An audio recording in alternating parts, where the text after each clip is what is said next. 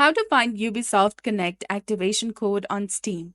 Hey there, welcome back to our channel. So in order to find the activation key for the Ubisoft game purchased on Steam and activate it in Ubisoft Connect, formerly called as Uplay, first of all, you need to find the CD key on Steam. So open your Steam library, right-click on the Ubisoft game and select Manage, and then CD keys.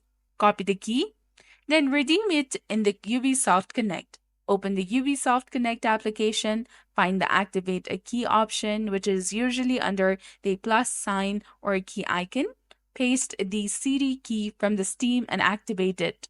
So most Ubisoft games bought on Steam now automatically link accounts and don't need manual keys. If you're still asked for a key, close both Steam and Ubisoft Connect completely, and then open Steam again and check the game files for errors. Start the game from Steam to automatically activate it, and if linking still does not work, try disconnecting and reconnecting your Steam account in Ubisoft Connect settings. So that's it for this video. I hope you found it helpful.